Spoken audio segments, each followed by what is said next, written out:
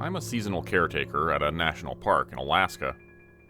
I won't say which one because I still value my job, and I've been warned by my employers to keep my mouth shut about anything unusual I've seen during my time here. That being said, there are some very strange things that I've seen over the last 3 years, and I figured I'd share some with you. You may not even be aware of what a seasonal caretaker is, and that's completely understandable.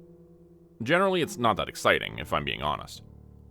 I start my season when the park is closed for the winter, and it's my responsibility to make sure that the various cabins and public buildings are maintained, and the snow is kept cleared from the roofs to prevent any damage. That sort of thing. It's a lonely job, and if you're a people person, it's probably not for you. It takes a bit of an odd duck to willingly put themselves into exile for 3 months at a time, knowing that there's no way out until the snow begins to melt, and the plows can start clearing some of the access roads that lead out to my cabin. I do have a snowmobile that I can use to take the 3-hour trip to the nearest ranger station if I need to, but it's not like a quick trip to the corner store. It's just fine for me, though. I've always been a bit of a loner, and I have Max, my Jack Russell Terrier, to keep me company. The job isn't very demanding. I typically only spend a few days each week tending to my responsibilities, and the rest of the time is mine to do with as I please. A few years ago, I took up nature photography as a hobby to pass the time, and I've even had a few of my pictures published by an organization you'd recognize by the name. I have framed copies of those magazines hanging on the wall behind me right now, as a matter of fact. A lot of people come through this park during the more temperate months. It's probably one of the most popular places for outdoorsy folks to come explore in this region of Alaska. In the winter months, however, it's completely deserted except for a few lonely ranger stations and the like. I'll go for weeks at a time without seeing a soul, and the only person I speak with any regularity is my ranger buddy. We'll call him Rick, who I check in with a few times a week on the radio. Aside from that, it's just me and Max. I'm not sure how best to go about telling you about some of the things I've seen up here in the dark, frozen days of winter, so I'll just dive right in and tell you about the shades. At least, that's what I call them when I'm talking to myself. I have no idea what they really are, but when the winter storms are blowing strong against my shuttered cabin windows, and the visibility in the snow and dim light are next to nothing, you'll see them. It's almost like looking at someone moving behind a pane of frosted glass, all indistinct and shadowy. At first, I just thought my mind was playing tricks on me, finding patterns in the chaotic static of all that falling snow. But then I started hearing them as well. Like murmurings, just loud enough to hear over the howl of the wind, but too quiet to recognize them as any sort of intelligent speech. It's enough to set you on edge, I can tell you that much. They tend to only show up during a heavy snowstorm, and the fiercer the storm, the closer they'll come to the cabin. It's gotten to the point where I'll make sure I've locked all my doors and windows long before nightfall if I know there's a storm coming. One time, during an especially nasty blizzard, I could actually hear them moving around my cabin, like some sort of nightmare parade. That night was bad. At one point, I actually saw and heard the doorknob on my front door turning, all slow and deliberate, accompanied by what sounded like soft scratching on the wooden surface. The worst of it, and I'll swear on a stack of Bibles that it's the truth, was the faint whispering that kept calling my name just on the other side of the door. That went on for an hour or more, and even now, if I close my eyes, I can still hear that cold, hollow voice. It's what I imagine a person would sound like if their soul were ripped from their body. I suppose I'm being a little overly dramatic, but it's the only way I can describe it. Alive, but also lifeless. I don't know a better way to explain it. No reason to dwell on it, I guess. I will say that I'm not sure what would have happened if I hadn't remembered to throw the deadbolt that night. I'm not interested in finding out. But thinking about it makes me anxious. I mentioned it to Rick the next day after the storm had quieted, when I could get a radio signal out. I expected him to laugh at me for letting myself get all spooked by the dark, but he didn't. He very calmly and firmly told me that it was better not to talk about them at all, and to just make sure I kept myself locked up nice and tight when the heavy snowstorms came. I tried to prod him for more information, but he just refused to elaborate any further. The only thing he would add was that not everything sleeps when winter comes on up here. I have to admit, he creeped me out even more with that little zinger. He definitely knows something about them, and I'm going to try to pin him down one day and get more information. The next thing on the list is the car graveyard. I shit you not, if you explore far enough off the beaten trail out here, chances are pretty good you'll find one. A car or truck just inexplicably deposited in the middle of backwater Alaska. Like that makes any sense at all. The first one I ever saw was an early 2000s BMW coupe, looking like it was just off the showroom floor. Except for the fact that half of it was embedded in an old spruce that had probably stood there since before cars even existed. It almost looked like the tree had grown around the car, or maybe the car had been interposed into the tree. I don't know how it's possible, I just know that it was there. I've seen a few of them during my time here, sometimes trapped in the trees like that BMW, and sometimes just sitting in the middle of an open space of ground. Every one of them looked like they were fresh off the road, and none of them had any logical way they could have gotten out there, even without the whole stuck in the trees part. The most unnerving thing about the cars, though, is the clothing. I've stopped looking and just tend to avoid going anywhere near one if I see it. But the first time I saw one, my curiosity led me to check it out. I tried the open doors, but they were all locked. When I looked in through the windows, though, I saw the damnedest thing in the front seats. It looked like someone had laid out clothes. Pants, shirts, socks, shoes, the whole deal. And strapped the seatbelts around them. It was like the people in the car had just vanished mid-drive, leaving their clothes behind just the way they'd been wearing them. Eerie is one word for it, but if I'm being honest, it scared the shit out of me. The other thing about the cars is that you won't find the same one twice. When I saw that first BMW, I came back out the next day with my camera to take a picture of it. But it wasn't there anymore. I thought I'd simply forgotten where it was, or I'd gotten turned around, but then I saw my boot prints in the snow from the day prior, and I knew I was in the right spot. I tried to report this to the rangers as well, but Rick told me they wouldn't even send someone out to investigate them anymore. By the time anyone got there, they'd be gone. Apparently, reports of this sort of thing have been coming in periodically over the last 20 or 30 years, and nobody knows anything about them. He did tell me that one of the rangers had found one once. A school bus from Texas, if you can believe that. In each of the rows of seats were piles of empty clothes, with the exception of the driver. The ranger that found it said the driver was sort of there, but not really. Almost like a blurry hologram, frozen in time. He said that the driver, an elderly man, looked like he was frozen in some terrified scream, all wide-eyed and gaping mouth. The ranger tried to get into the bus using the rear emergency door, but when he got the door open, a loud buzzing sound filled his ears, and a high-frequency vibration ran through his body like an electric shock. He said the closer he got, the more intense the sound and sensation became.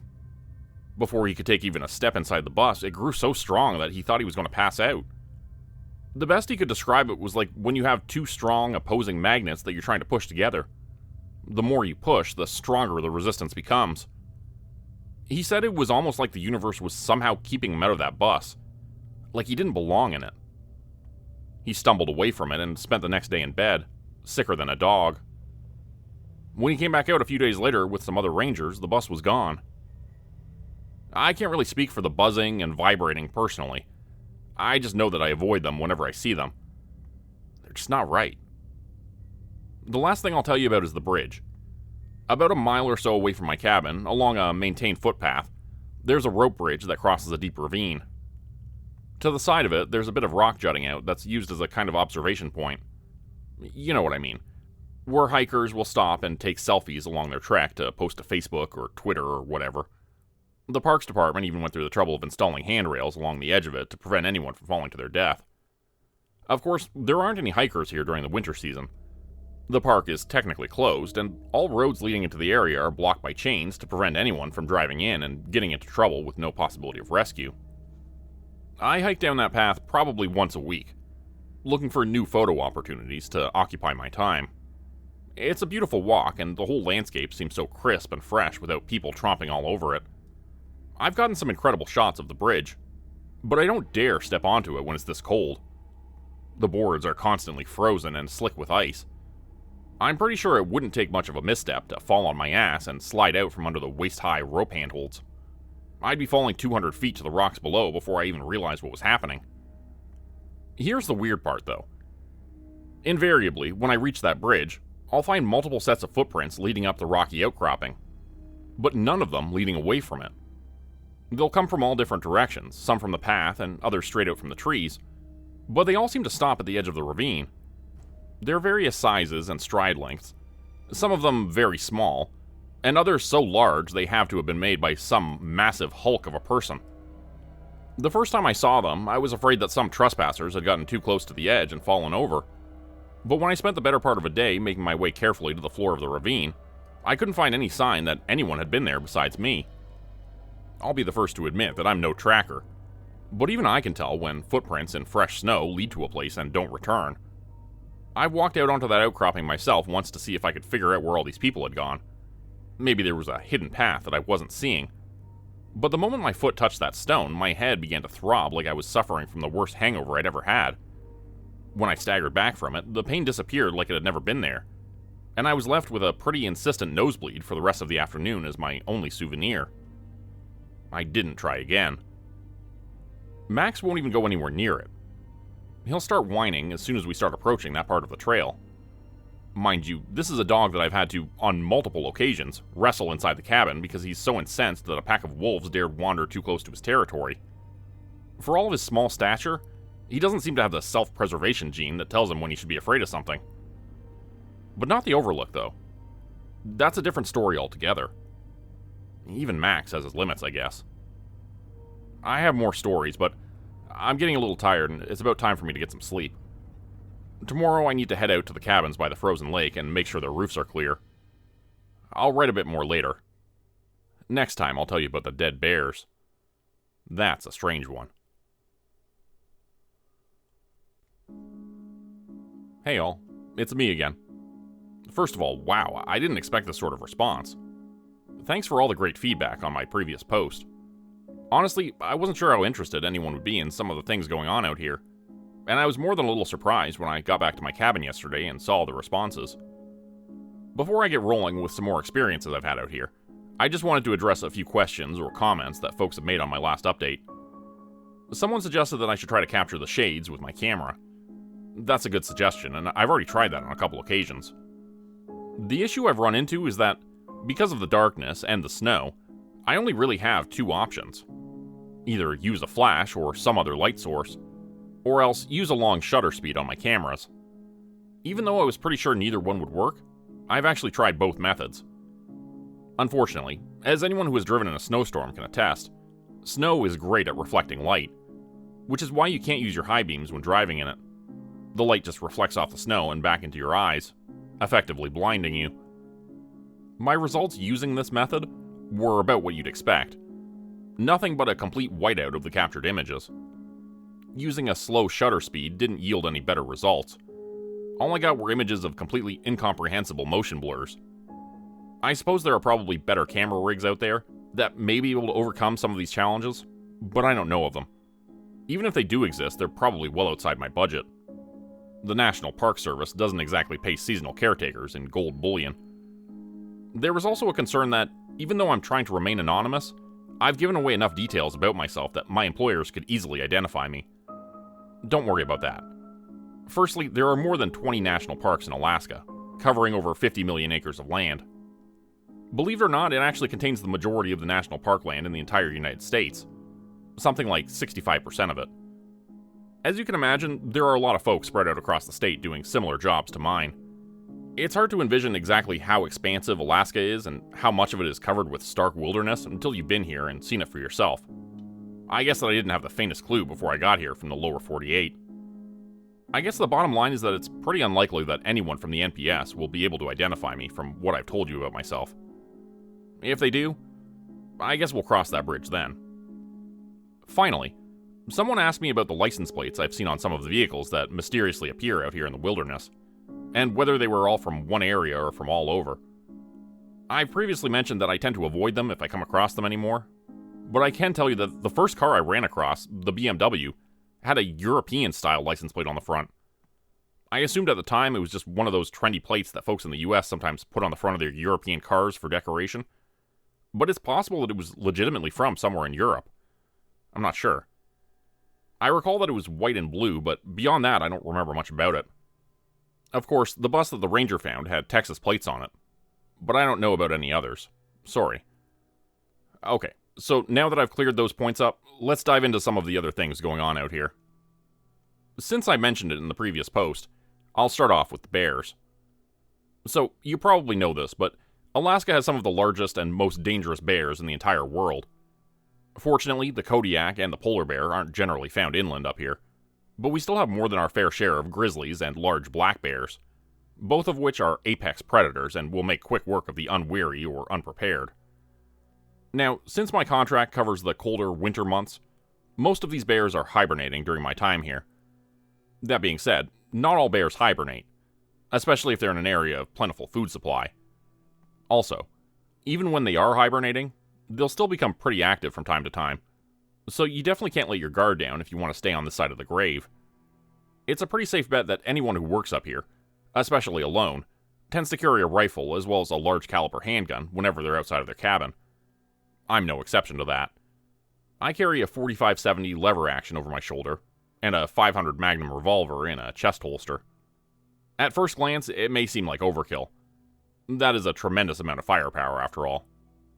However, the first time you catch a glimpse of a mama grizzly with her cubs, and realize that you're looking at an 800-pound predator that can run you down in a heartbeat, you'll start wondering why I don't carry even more. The reason I mention all this isn't to give you the impression that they're some sort of mythical monsters hiding behind every tree just waiting to pounce. Only that they represent the top of the food chain up here, period. Nothing, and I mean nothing, short of a pack of starving wolves will even threaten one. And even that's only been documented on a handful of occasions. They're massive, powerful, and aggressive. And if you live out in their territory and don't keep your head on a swivel, you're an idiot. And probably soon to be converted into bear shit.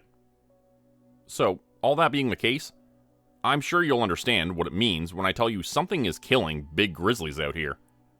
I'm not talking about poachers or indigenous hunters or anything like that. I'm talking about something, as in not humans, and definitely not hungry wolves. But let me back up a step. My first season up here as a winter caretaker was a hell of a learning experience. Just trying to figure out the necessary maintenance routines and learning how to navigate around my area of responsibility was a little overwhelming. One day, I was returning from making my rounds out to one of the ranger stations that was shut down for the winter, and ended up taking a wrong turn on the trail. By the time I realized my mistake, I was already a fair distance along the new path and wandering into unfamiliar territory. Just as I was getting ready to turn around and retrace my steps, I topped a rise and was suddenly faced with the unmistakable form of a grizzly, not 30 feet along the path ahead and facing away from me. I've got to tell you, I almost pissed myself as I fumbled to unsling my rifle from my shoulder. It's a damn good thing I didn't actually need it at that moment, because I discovered to my dismay that I had stupidly slung my shoulder pack over top of the rifle sling, effectively trapping it against my body. Stupidity and complacency are what get you killed out here, folks, and I could have been a perfect example of both at that moment. As it turns out, the bear wasn't moving. It was just standing there perfectly still, its hindquarters facing me, and I knew instinctively that something was wrong with it. Giving up on my rifle, I grabbed my handgun from its holster and cautiously approached the grizzly, my eyes intent on the bear and prepared for the slightest hint of movement. The closer I got to it, though, the more certain I became that it wasn't going to suddenly lunge at me and give me a lesson on exactly where on the food chain I was placed. Here's where it gets surreal. Before I got close to it, I had already recognized that it was dead. What I couldn't explain was why it was still standing. It had clearly been there for a while, as there were no paw prints leading up to it in the snow, and as I rounded to the front of it, I could see the flesh around its muzzle was already starting to decompose and pull back from its skull. When I got a good look at it, I could see that it was missing tufts of fur here and there. Despite all that, it was still standing, like it had died and just forgotten to fall down. I looked it over pretty closely, which was still an unnerving exercise, dead or not, but I couldn't find any sort of wounds or blood that might indicate why it had died. It was then that I realized a couple of things. Firstly, that there were grizzlies in the area that were active, and secondly, nothing had scavenged the carcass. To say this is unusual is an understatement. Most of the top carnivores in this area, including wolves, wolverines, and foxes, supplement their diets by scavenging on carrion.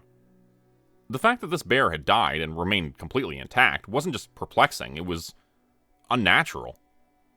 I reported the find to the ranger station and heard back later from Rick that there had been nearly a dozen other similar discoveries within that general area in the last 2 months. The NPS had even brought in some fancy zoological pathologists from Anchorage to figure out what had killed the bears. They spent 2 weeks in the field with the rangers examining the carcasses, and then one morning they were just gone. They had apparently been abruptly recalled without so much as a by your leave. Immediately after that, the carcasses were destroyed, and the investigation shut down. A week later, a rushed and astonishingly brief report came back indicating death by natural predation. No further investigation indicated. Natural predation. I'm not sure how a predator could have killed the bear I found without leaving a single mark on it, or a trace of blood, let alone somehow keep it standing upright after death, and then deciding it wasn't even going to feed on the kill. I called bullshit, and so did the rangers. Rick told me his boss had tried to contact the pathologist for more information, but was told that they had all been reassigned and were no longer working with the Park Service. Not one to easily give up, Rick's boss tried calling a private cell number he had gotten from one of the pathologists during their visit. It went to a disconnected message indicating the phone was no longer in service. This was strange because he had just spoken to the investigator using that very number only a couple weeks prior, so he knew it was a good number. But late that night, he received a call from an unknown caller. When he answered it, he recognized the hushed voice of the pathologist he had befriended, sounding like they were whispering into their phone. "Leave it alone. Forget about it," was all they said before the line went dead. He tried calling the number back several times, but it just went to dead air each time. That was the last time he heard anything about it. He tried following up within NPS, but somehow nobody was able to find the records that such an investigation had ever existed, or even that any reports of the dead bears had been filed in the first place. Rick told me that, for a while, it was all his boss wanted to talk about. It had become like a splinter in his hand that he couldn't ignore. He called anyone he could think of in the chain of command at the NPS and any other agencies he thought might be able to provide some clue about what was going on, but couldn't make an inch of headway. Then one day he just stopped talking about it, like a switch had been thrown. One evening, Rick and his boss were having beers at the local bar after their shift, and talking about how strange the whole thing was. And then, the next morning, his boss walked in, looking a little shaky and out of sorts, went into his office and closed the door, and didn't say 2 words to Rick that day. He never mentioned the incident again. A few times, Rick had brought it up in conversation with him later on, and his boss just brushed the whole thing off and changed subjects, looking very uncomfortable about the whole thing. I don't know what happened, but if I had to guess, I'm thinking that his boss was probably digging into something that wasn't meant to be dug into, and someone had convinced him it was better if he just forgot about it. Look, I'm not some conspiracy theorist nutjob, okay?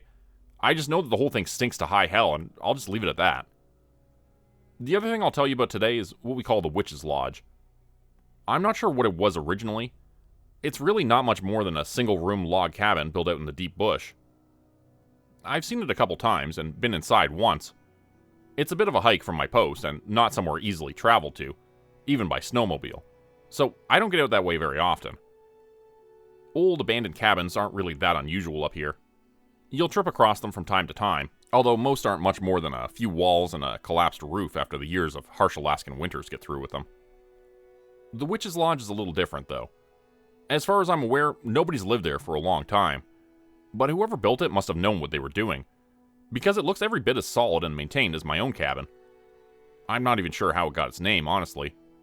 I just know that's how it was introduced to me the first time, so that's how I'm introducing it to you. A couple of years ago, my ranger buddy, Rick, radioed me up asking if I wouldn't mind joining him in a search for a couple of missing hikers, a father and his 12-year-old son. I'm just a caretaker. I don't normally participate in ranger or search and rescue related activities. But apparently there wasn't anyone else available to accompany him on that day, and he had gotten a lead that the hikers may have been heading out into my section of the park. In search and rescue efforts, especially during the dark Alaskan winters, finding someone quickly is critical if you want to find them alive, so he wanted to follow up on it sooner than later. Of course, I couldn't exactly refuse to help him, especially not when one of them was just a kid. So a couple hours later, I found myself trailing behind him through the knee-deep snow. We moved along a semi-familiar path for a while before he turned left at a fork, and we started making our way along another that I wasn't familiar with. He seemed like he knew where he was headed, like he had a particular destination in mind, and we really didn't talk much during the hike. We stopped a couple times to rest and sip some hot coffee from our thermoses, but even then we were both quiet. I think there was some sort of dark cloud hanging over his mood. I could see it in his narrowed eyes and drawn brow. It was infectious and soon started manifesting itself in the back of my own mind. An hour later, we came across the place. I was surprised to see this perfectly preserved little cedar log cabin, just sitting out here among the trees and looking for all the world like someone would come walking out the front door at any moment. Something about the place seemed off, though. Somehow, I knew that nobody lived there. That nobody had lived there in a long time. I can't explain it, but at that moment I had this strange feeling that we weren't welcome there. Like something was telling me to turn around and head back while I still could. Before I had a chance to open my mouth about it, Rick turned to me and pointed towards the closed front door, where I could clearly see the boot prints at its threshold. "Come on," he said over the wind that had just blown up, and I could see the grim set to his expression before he turned away from me and started making his way towards the door. I noticed that he had drawn his handgun, so I did the same, though I had no idea why. We reached the entryway to the cabin, and he put his hand on the latch. Before he lifted it, he paused and looked back at me with that same dark expression. "We're gonna have to look inside," he said. "There's nothing to be found in there, fine.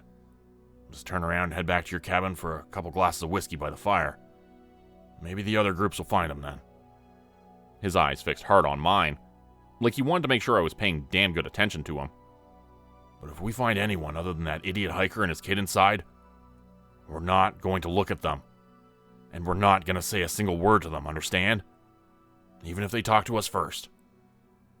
I nodded at him, more confused than anything else, but that wasn't good enough.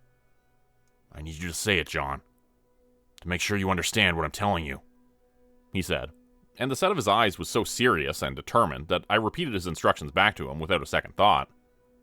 When I did, he gave a brief nod and lifted the latch, pushing the door inward. We stepped through the doorway and into the darkened room beyond. As soon as we did, I was overwhelmed by the stench of decay, mixed with a strong sense of herbs and something else. Something sickly riding just under the surface of that. My eyes had just started to adjust to the dim light of the interior, and I was able to make out the sparse furnishings of the room. An old rickety table with a solitary low-back chair in front of a cold stone fireplace. Along the far wall, I thought I could just make out a cot, but I couldn't be sure. "Damn it, it's happened again," Rick said, almost under his breath, and the tone of warning in his voice drew my attention immediately. I turned to find him kneeling next to the desiccated husk of a man's body, dressed in gray snow pants and a red down jacket, slumped back against the wall. It looked like it had been there for years, and I stumbled backwards in shock without realizing it. "What the shit?" I exclaimed, not really knowing what else to say. Rick picked up something that was resting on the floor near the man's skeletal hand, looked around briefly at the room, and then nodded to the door. "Time to go. I'll let the search and rescue team know that we found the hikers," he said. I was more than a little confused. The body we were looking at was almost mummified. It had clearly been there for a long time, and I told him as much. Not to mention the fact that there was only one of them. If it was possible that this was the father, that still meant that the son was somewhere out there. "It's too late, John," was all he said, pressing something into my hands as he passed me and stepped out the door. I looked down and realized I was holding a small notebook, like the kind a person might keep in their pocket just in case they needed to write something down. Numbly, I flipped it open. It was mostly empty, except for the first 2 pages, which were scrawled in a sloppy cursive in pencil. I don't have it anymore, so this is going to be as well as I remember it, but it should be close enough that you get the gist of it. "We found her cabin. God, I wish we hadn't. Nathan's gone. She took him. I've been wandering around in here for days, but I can't find my way out. I haven't seen Nathan or her since that first day. My boy is gone. How can I not find my way out? What's happening? I can hear her whispers taunting me, but it's always just a little further forward, around the next corner. I don't understand any of this. I'm so sorry." As it turns out, we did end up heading back to my cabin. Rick radioed the search and rescue team that he found the hikers in the lodge, and the person on the other end paused a long moment before replying with a simple acknowledgement. No questions. Nothing else. Just acknowledged Rick. We didn't say much to each other that night. We just sat in front of my fire and drank the rest of my Jameson until we both passed out. When I returned to consciousness the next morning, Rick had already gotten up and left. We haven't spoken about it since that day. The notebook was gone when I awoke, so I assume he took it with him. Clearly he knows something about what happened, about that cabin, but I've never asked him about it. I'm not too sure I really want to know. It's hard enough to sleep at night out here sometimes. Speaking of which, I suppose it's time for me to sign off and get some shut-eye. It's already almost 2 a.m. and I've got a long day's work ahead of me tomorrow. It snowed pretty good today, and I was already behind in clearing the roof of the storage sheds over near the old fire watch tower. I'd rather not have to deal with the damage if the roof collapses, so I'd better get over there as soon as it lets up some outside. I'll write some more soon. Good night, all. I'm back again, but I think this may be my last post. It sounds like I may have attracted the attention of someone I didn't intend to, and after this update, I'm going to lay low and try to disappear. Let me bring you up to speed. First thing this morning, as I was getting suited up and ready to head out to the storage sheds near the old fire watch tower, I heard a knocking on the door of my cabin. Being in the middle of a closed national park in the heart of an Alaskan winter, you can imagine I don't get very many visitors. About the only guys I even see out here is my ranger buddy Rick and the guy who brings me fresh supplies every few weeks. Rick has never just shown up at my door without calling on the radio first. And I know he's had his hands full recently with a few separate incidents of missing hikers, and one self-professed cryptozoologist. So I was surprised to hear his muffled voice calling my name through the locked door. When I opened it and ushered him inside, I saw immediately the concern set to his expression. Without a word, he stepped over to the fireplace and warmed his hands in front of the freshly smoldering log I just added. "Hell, Rick, you gave me a bit of a start," I told him with a small chuckle, trying to lighten the air a little. Something was up, and I had a sinking feeling that it might have something to do with me. He turned away from the fire and looked at me a long moment in silence before speaking. "I got a call last night, John," he said. His face was creased with a frown. I couldn't tell whether it was one of worry or muted anger, or maybe a combination of both. "Oh yeah?" I replied, trying to keep the tone as casual as I could. He pulled the wool cap off his head and ran a hand over it, smoothing out his short, neatly trimmed hair. "Yeah, so did a few other rangers apparently." I nodded and took a sip from my coffee, feeling more uncomfortable by the moment. "What about?" "What do you think? It was about you," he said, pointing at me with his cap. "You've attracted someone's attention with your little stories you've been posting online." "My stories? What stories?" I said evenly, feigning innocence. I hadn't discussed these posts with Rick since I started updating them. Sure, we chatted about the possibility of me doing some in the past, but I hadn't told him that I'd actually written them. As far as he knew, I was just blowing smoke. My palms began to sweat, despite the fact that my cabin's internal temperature was probably in the low 50s, even with the fire in the hearth. I'd been so sure that there was no way the NPS or the agency, or anyone else could figure out who'd been writing these posts. I didn't stop to consider that they didn't need to figure it out themselves. All they needed to do was start poking around at the rangers in various areas. See, there's no way that anyone who wasn't intimately familiar with this area could have identified it just by the details I'd given.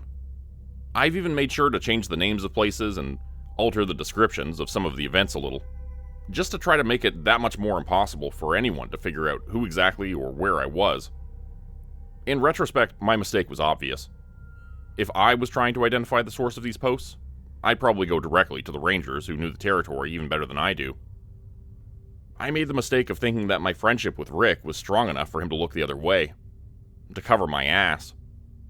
See, the Witch's Lodge isn't really known by that particular name around here. I just made that up as an alias for its real one. But I'm sure Rick would have been able to identify it immediately by reading what I've written about it. The same goes for the other stories, too. And I'm also pretty sure that the other rangers would be able to recognize them for what they really were, now that I'm really thinking about it. Shit. I fucked up good this time. Okay, so here's the deal. There are things that happen out here more than I've told anyone about. More than I was ever planning on alluding to in these posts. Things that they do out here. And things they definitely do not want anyone to know about. I thought I was being so clever by sharing this with you all and disguising the details enough that they couldn't be deciphered and traced back to me. Fuck.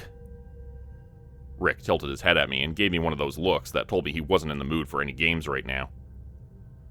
You know the stories I'm talking about, John, he said in a flat tone. The ones that I've told you time and again were a bad idea. The ones that I told you were going to get you into trouble. I tried to shrug it off, downplay it. Hell, they were just a few stories on the internet, Rick. I was just having a little fun. It's lonely out here. We go stir-crazy sometimes. You know that. Yeah, well, these little stories have stirred up trouble for us both, he said, settling his hat on the chair and turning away from me, back towards the fireplace. They know who wrote them. They know who you are.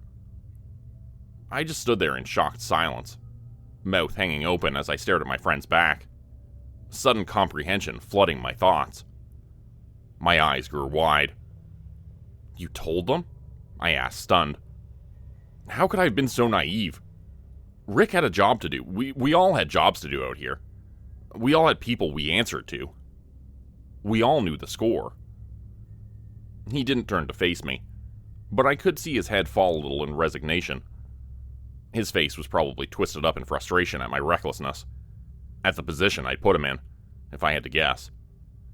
I hope there was a little regret there, too. I'd like to think that our friendship had been real enough. What did you expect? Did they just look the other way again? This isn't the first time you pulled this shit, John, he said, glancing over his shoulder at me. I could see the darkness in his eyes in that brief moment, the resolve that had turned his features to stone.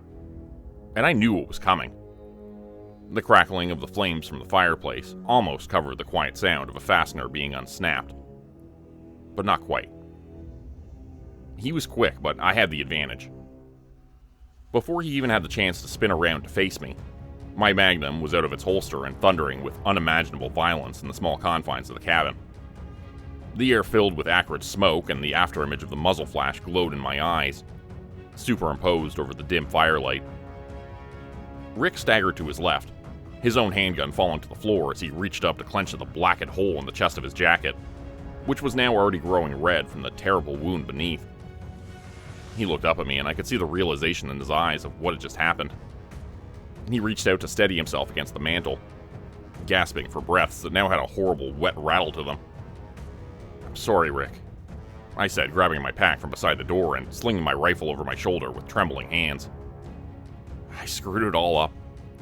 I'm sorry about all this. He didn't hear me, though. He had slumped to the floor and now stared vacantly at nothing, his blood pooling and spreading from beneath him across the wooden planks. He was gone. That was this morning. I took off out of my cabin as quickly as I could and strapped my pack onto the snowmobile. Within a couple minutes, I was speeding along the northern trail, away from my cabin and in the direction of the decommissioned ranger station. I had killed my friend. He would have killed me if I hadn't acted first, I know. But that doesn't change anything. I've never used my gun to kill anything, man or beast. It was almost something that was there if I needed it, like a security blanket. But I never really thought I'd have to pull the trigger on anything. Fuck, I've made a mess of this whole thing. I thought it was all over for me when I skirted a little too close to the edge back in Montana.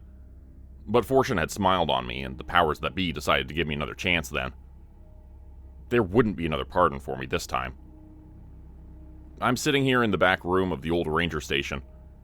I've concealed my snowmobile around back, covered by a tarp and whatever snow I could throw over top. It's starting to snow again outside, so I'm hoping that my tracks will be obscured before too long. Maybe it will buy me some time. Just enough time to get some of this out there. To allow me to post some of the truth. I have no delusions about my capabilities. I'm just a caretaker. My training was cursory at best. I'm certainly no match for their teams. My real name is John Wright.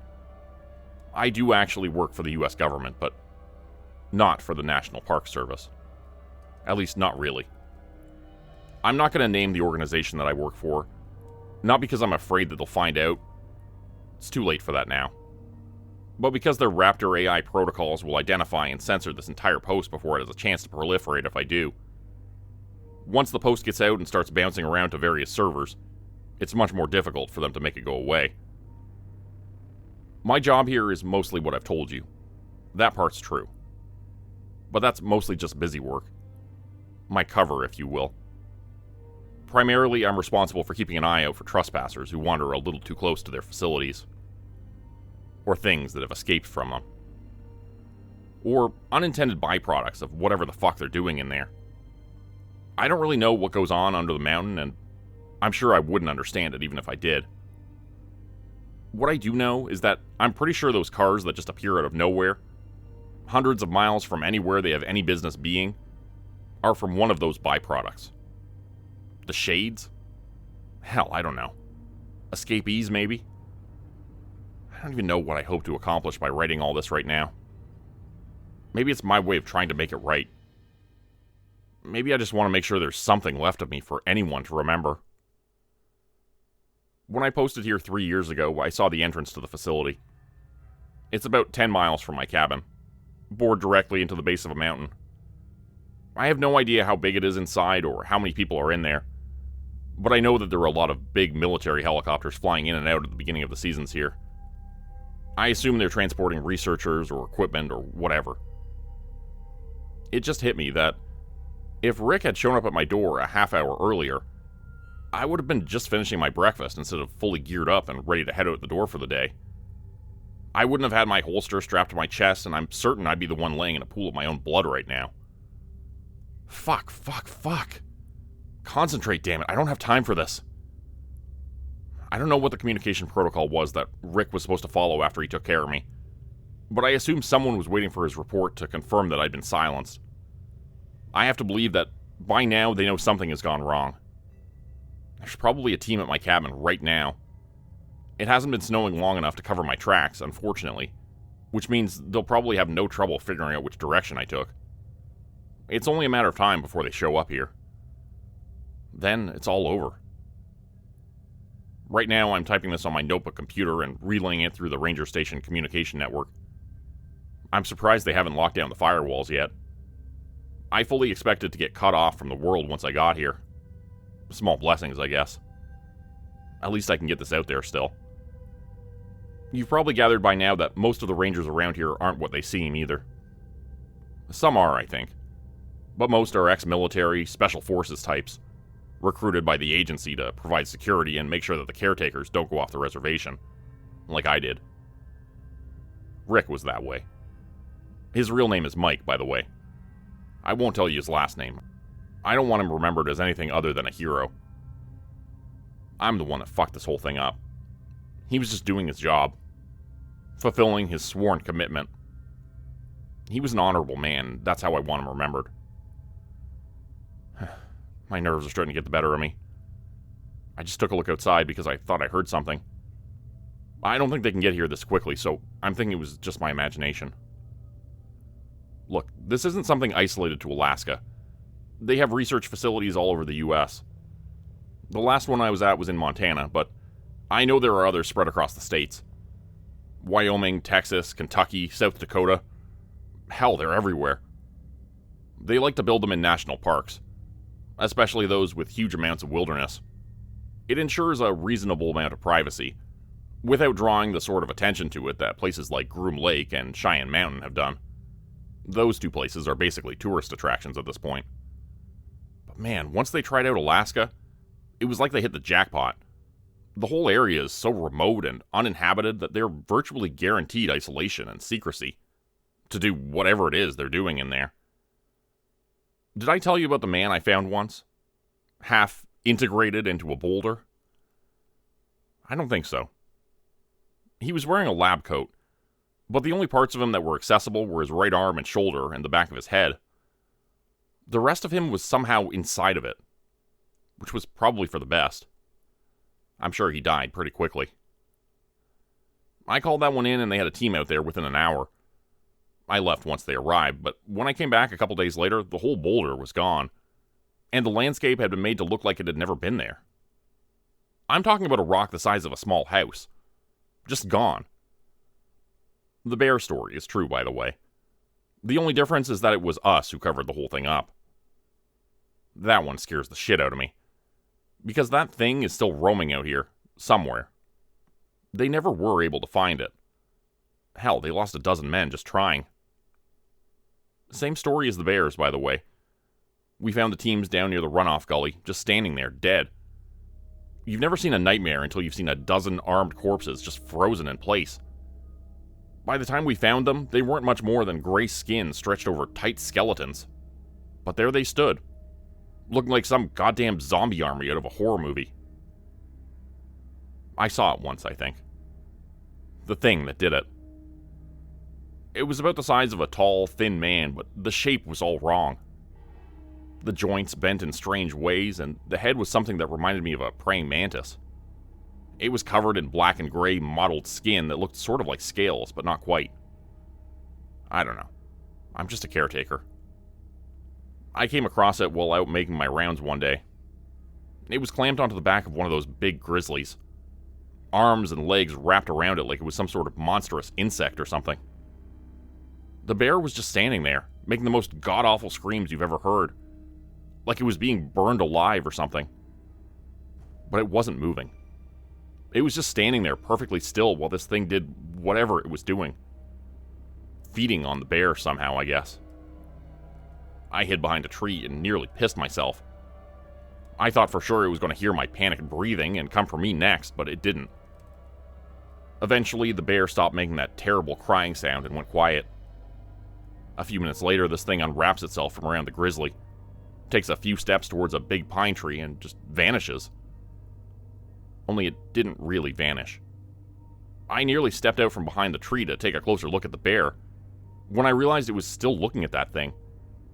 Only its skin had camouflaged itself perfectly into the background, taking on the exact coloring and pattern of the snow-covered pine. I mean perfectly.